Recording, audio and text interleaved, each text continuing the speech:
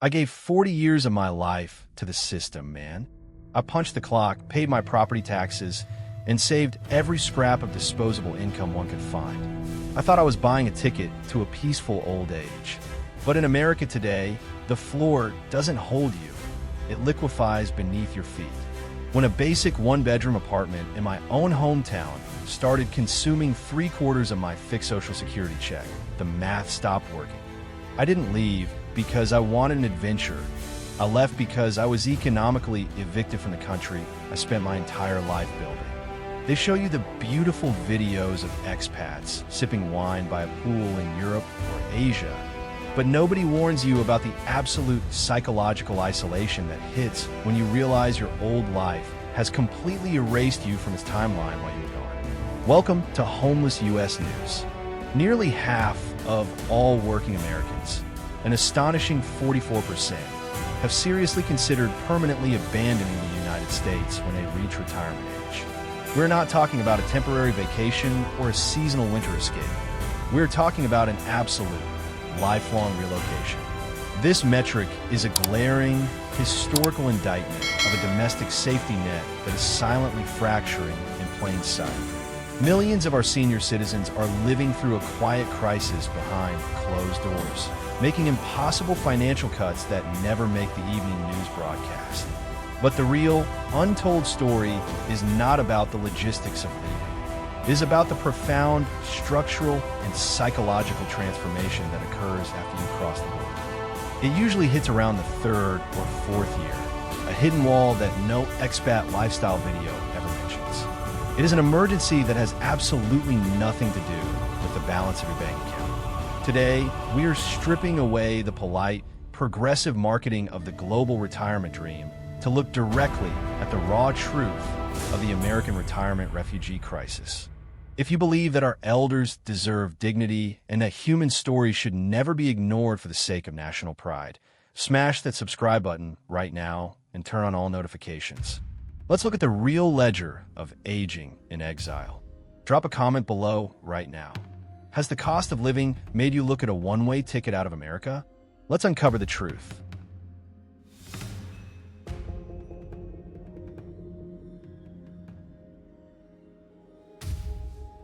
Part 1. The facade of the rector. The contract nobody knew was broken. 4 generations of working-class families across the United States. The traditional retirement narrative maintained a stable, completely predictable trajectory. You invested 30 or 40 years inside the labor force. You paid off your residential mortgage, or came remarkably close to it, and you protected your modest savings. When the time finally arrived to step away from the workplace, you entered your twilight years with a baseline level of structural security. You weren't wealthy, but you were okay, possessing enough monthly cash flow to stop calculating the price of every single grocery item, and finally gaining the private space to simply breathe. That was the social contract. Millions of Americans constructed their entire material timelines, saving habits and residential choices around that specific promise.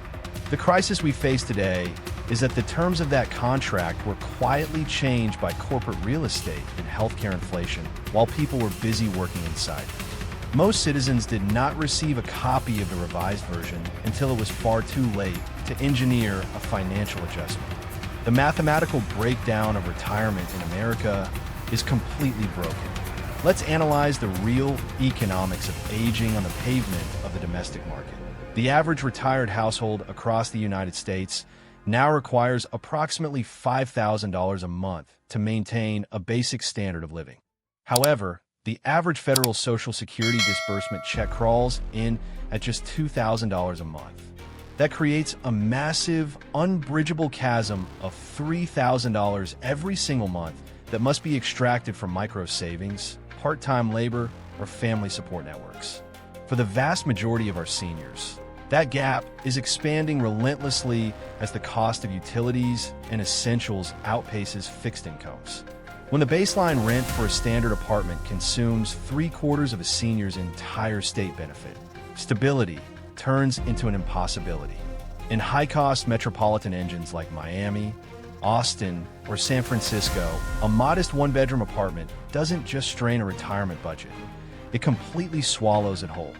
This is a quiet, hidden economic eviction happening in broad daylight, forcing millions of elderly citizens to live inside a predatory mathematical loop where the numbers simply refuse to add up, destroying their peace of mind long before they face a physical illness.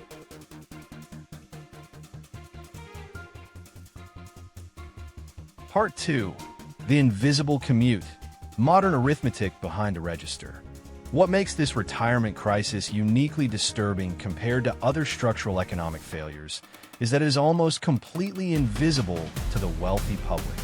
There are no mass protests in the streets, no long public lines winding around municipal blocks, and no dramatic visual markers broadcast on cable news to signal that a humanitarian collapse is occurring among our elders. What exists instead is a massive collection of millions of quiet, private, and deeply humiliating adjustments taking place behind closed doors. Seniors are quietly choosing to skip dental cleanings for years, purchasing the lowest-end generic versions of every essential product, postponing critical diagnostic visits to specialized clinics, and balancing their budgets by choosing between an active electrical line or a life-saving prescription refill. For a rapidly expanding segment of the older population, the ultimate adjustment means stepping right back into the competitive workforce they thought they had left behind forever. Walk into any massive commercial retail enterprise or grocery warehouse in America today and look closely at the workforce behind the registers. You see gray-haired cashiers in their late 60s stocking heavy industrial shelves. You see men and women in their early 70s standing on raw, blistered feet for 8-hour shifts in occupations that were supposed to be 15 years behind them in their personal timelines. This is not an inspiring, curated narrative about senior citizens choosing to stay active, healthy, and engaged in their communities. For the vast majority of these individuals, it is pure, unyielding arithmetic. Their pensions were hollowed out by corporate inflation, their savings evaporated faster than automated projections predicted, and they were forced back onto the commercial floor just to keep their keys fitting their locks. Underneath this financial pressure runs a parallel psychological emergency that is discussed even less than the dollar figures: absolute social isolation.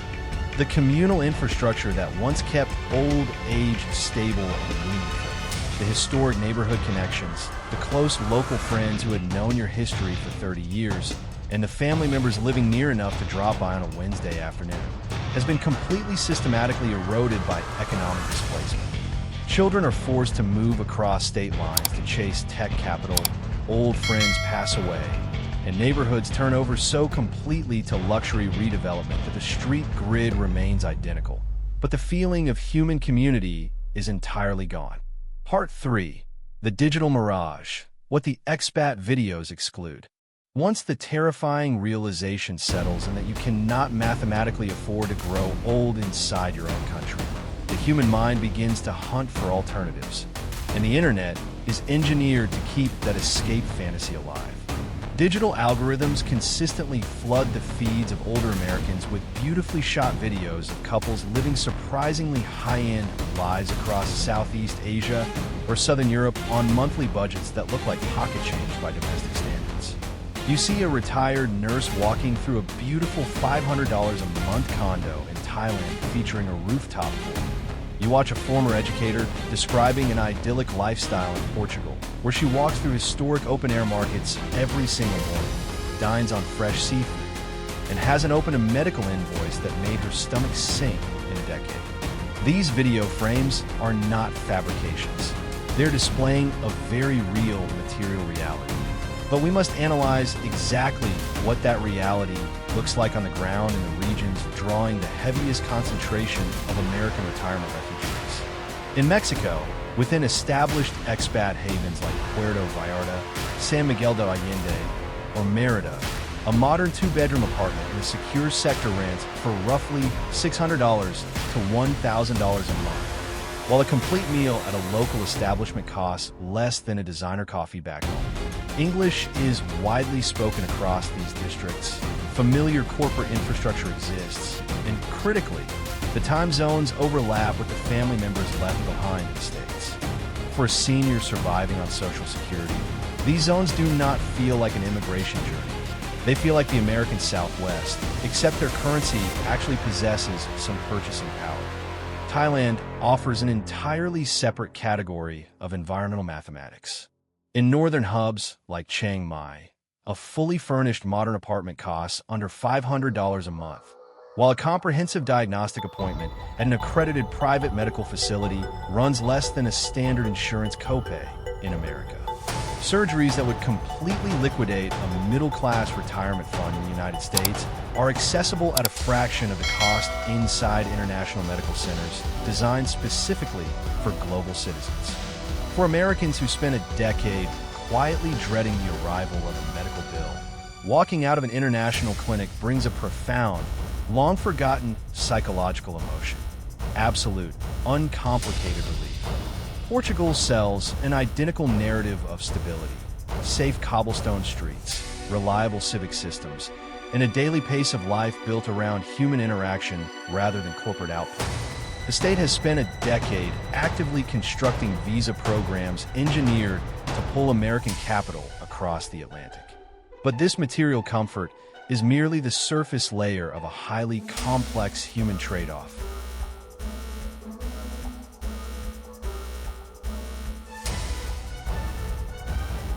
Part 4. The Addressless Regret, the Psychological Exile. Now, we must look directly at the heavy human cost that never makes it into the glossy frames of those lifestyle channels. Let's look at the real story of a retired institutional administrator.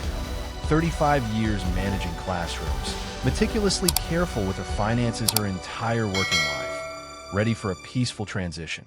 She packs up her existence and moves to Lisbon at the age of 68. For the first 3 years, the relocation fulfills every single promise on her screen. She walks miles through historic plazas.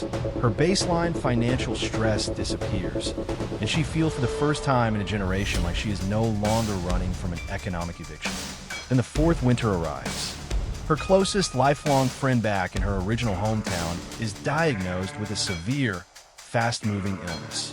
Attempting to return to provide comfort requires months of complex financial planning, and the physical reality of a long transatlantic flight places a brutal strain on a body navigating its late 70s. Her children are spread across different states, locked inside their own high-intensity corporate grinds and completely separate time zones. When her granddaughter takes her first independent steps, she is forced to watch the moment unfold on a tiny, glowing phone screen in a quiet apartment 4,000 miles away across an ocean. She is not physically destitute, but she begins to carry a profound and emotional weight that defies a simple label. It is the gradual, crushing realization that she belongs fully to neither the culture she is currently living inside nor the homeland she left behind. She exists in an unanchored in-between space, and that in-between has no physical address.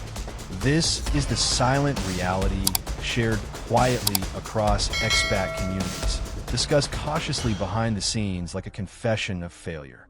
You abandon your community for a few years to secure cheap rent, and when you finally turn around to look back, the connective human tissue has completely dissolved. The people who knew your history have moved away, passed away, or simply kept living their own lives while you were somewhere else. The neighborhood did not wait for your return. The city did not freeze its identity while you were gone. The longer you stay away in exile, the more your original life fades into a distant memory rather than a physical place you could ever return to, leaving you to realize you build a comfortable house in a country where you will always remain a stranger. Part 5. The Wall of Red Tape, the Bureaucratic Imprisonment. That psychological weight is an invisible burden, but it is accompanied by a highly practical, unglamorous dimension of expat life that lands on retirees like a concrete wall they simply did not see coming. Most Americans operate under the false assumption that when they permanently cross the physical border of the United States, they are leaving the domestic administrative system completely behind. They assume that if they live out of the country, they are out of the system. That assumption is a dangerous, high-cost mistake. The United States maintains a unique legal status as one of only 2 countries on the entire planet that taxes its citizens based entirely on their citizenship, rather than their physical place of residence. This means it matters absolutely zero where you lay your head, how many decades you've been gone, or whether you ever intend to step foot on American soil again. As long as you carry that dark blue passport in your bag, you are legally required to file a federal tax return with the Internal Revenue Service every single year of your life. Even if your entire income is derived from foreign sources and you owe $0 to the Treasury. The filing requirement never sleeps. Beyond the annual return lies a complex maze of international asset reporting obligations that many seniors discover only after they have unknowingly violated federal law. Under the Foreign Account Tax Compliance Act, if a foreign checking account holds more than $10,000 at any single point during the calendar year, a comprehensive report must be filed with the Financial Crimes Enforcement Network. The penalties for missing this filing are genuinely devastating, extracting thousands of dollars in fines, even when the omission was a completely honest mistake by a senior who had no idea the regulation existed. Furthermore, the international financial system has become increasingly hostile to American citizens living abroad. Because of the massive compliance and administrative burdens that United States banking regulations place on any foreign institution holding an American account, many major banks across popular expat destinations have simply chosen to bar U.S. citizens from opening basic checking accounts entirely. Seniors have arrived in their chosen paradise, signed a long-term property lease, unpacked their suitcases, and discovered that securing a basic debit card is an impossible administrative battle. Back home, the doors close just as quickly. Domestic brokerage firms routinely close retirement and investment accounts once a client documents a foreign permanent address, cutting off access to the very capital they spent 40 years generating.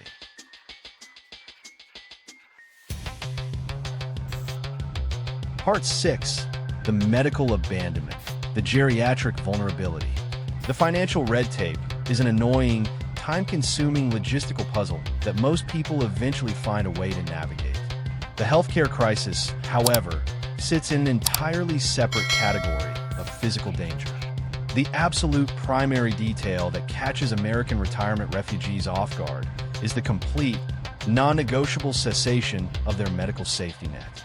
The moment you establish your primary residence outside the borders of the United States, your Medicare coverage drops to absolute zero. Medicare does not travel with you across the ocean.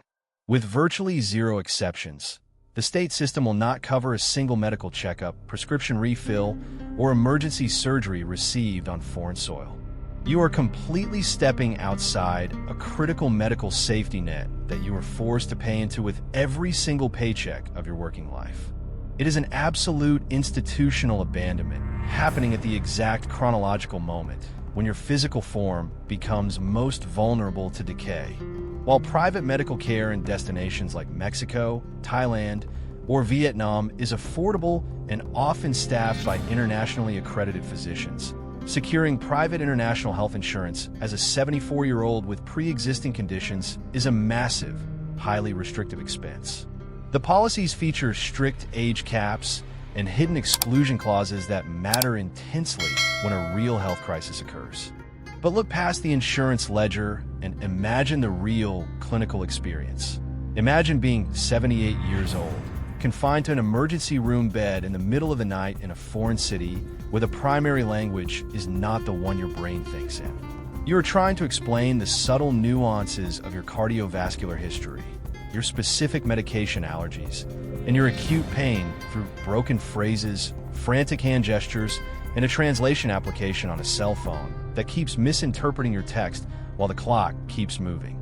The medical care might be technically excellent, but the experience remains terrifying in a way that you cannot prepare for while sitting comfortably in a suburb watching a YouTube lifestyle vlog. There is a deep, quiet vulnerability in growing old inside an unfamiliar system, a reality that most retirement refugees only fully comprehend once they are trapped inside it. Part 7. The The revolving door of compassion. Why the expats stay.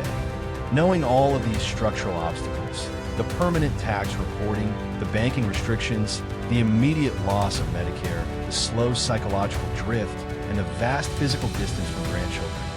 We must ask the fundamental question: why does the dream of escaping America remain so powerful?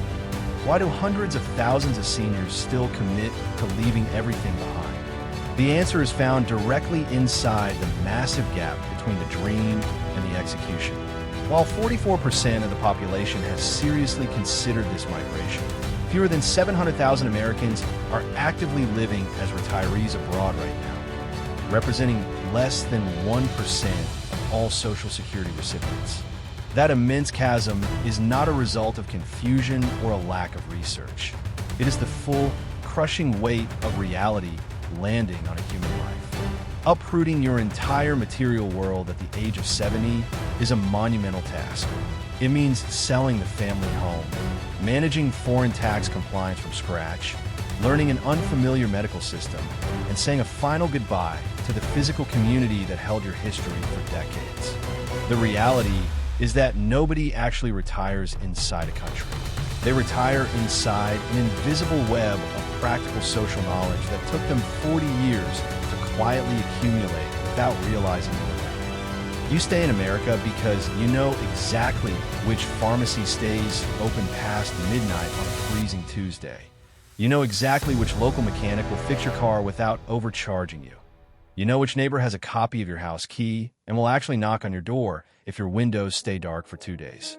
Move abroad, and you surrender that entire invisible network of safety all at once, forcing yourself to start from absolute zero in a language you do not speak.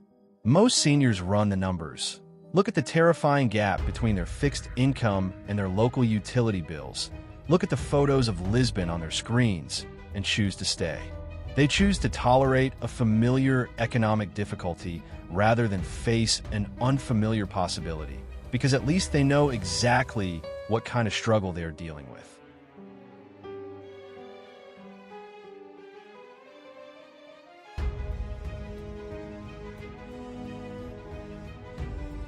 Part 8. The Geopolitical Reckoning. Systems trapped in paralysis. The countries that are currently drawing the heaviest concentration of American retirement refugees are not doing so by accident. Governments across the globe have looked at the demographic data and recognized that there's a massive, financially stable, and English-speaking segment of the American population that is actively hunting for exactly what their local infrastructures can provide. They have transformed retirement migration into a lucrative international business model. Mexico has moved on this geopolitical opportunity more completely than any other nation, utilizing its immediate physical proximity as a primary weapon of attraction. It allows a senior to secure massive financial relief without facing the absolute cultural shock of leaving the continent entirely. The time zones match, and a flight back to see family does not feel like an expedition. Thailand continues to pull those who require maximum financial savings and are willing to trade maximum cultural distance for it, creating dedicated retirement infrastructures inside its coastal cities. Portugal marketed itself as the ultimate European sanctuary, selling a daily texture of life built around walking, coffee, and human conversation rather than industrial output and corporate metrics. But what does this expanding exodus say about the United States of America? When hundreds of thousands of our elders are voting with their feet, and millions more are sitting quietly at their kitchen tables running the numbers for a one-way flight, it is a historical sign of a systemic breakdown. It proves that the wealthiest nation in recorded history has built an economy so exclusive that its own citizens can no longer afford to grow old inside the communities they spent their lives building. They're not leaving because of a political ideology. They are leaving because the system has stopped meeting their most basic biological need for affordable shelter and human care. Part 9. The moral cracks in the heartland. The systemic eviction. Ultimately, this mass migration of older Americans is a practical solution to a profound structural failure. For some individuals, Crossing the border genuinely brings a level of liberation and peace they could never have achieved while trapped inside the domestic corporate grind. They locate financial ease, walkable communities, and a daily rhythm designed for actual human beings. For them, exile is measurably better than the alternative. But for the vast majority who remain behind, those 44% who run the calculations and quietly choose to stay, the decision is an exercise in quiet, compounding sacrifice. They stay because the cost of leaving their grandchildren is a price too high for their hearts to pay. They stay and they make the small, invisible cuts year after year, moving into downscaled rentals, skipping essential medical treatments, and working part-time shifts at retail cash registers in their late 70s. They adjust their expectations downward until their retirement looks absolutely nothing like the stable dream they spent 40 years planning for, and exactly like the survival loop they can actually afford to have. This entire crisis is a mirror held up to the conscience of America, asking us what our massive GDP is actually worth if it cannot construct a secure floor for our parents and grandparents. A society's true strength cannot be measured by the height of its corporate high-rises or the performance of its stock market indexes. It must be measured by how safely and securely its citizens can step into old age without fear of destitution. The slow, steady accumulation of retirement refugees taking one-way flights out of our major airports is a silent tragedy that is remarkably easy for politicians to overlook. But the things we choose to look past have a systematic way of becoming the emergencies we eventually cannot ignore.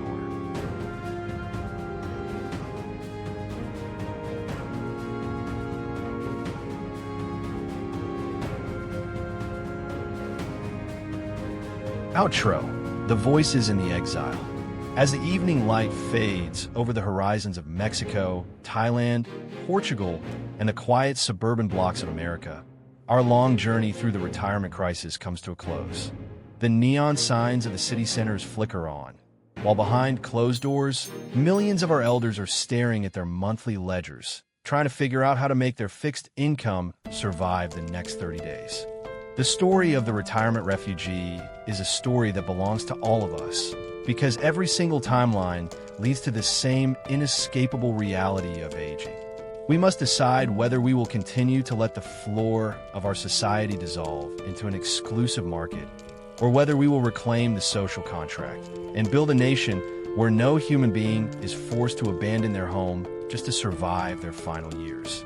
Thank you from the bottom of our hearts for staying with us until the very final second of this extensive, continuous documentary on homeless U.S. news.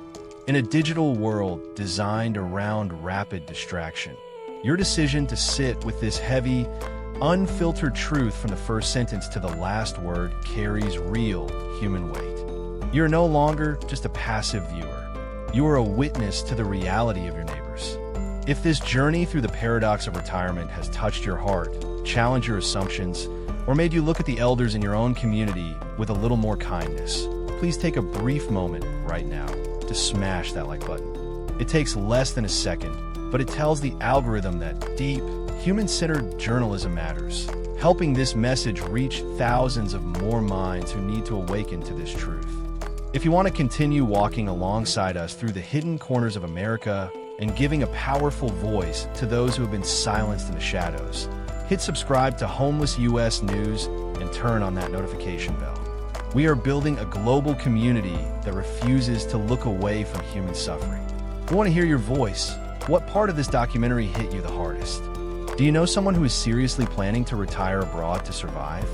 Let's start an honest, deeply respectful conversation in the comment section below. We read every single thought you share. Let's keep our empathy alive, reject indifference, and remember that we are all much closer to each other than the world wants us to believe. Stay warm, stay safe, and we will see you in the next story on Homeless US News.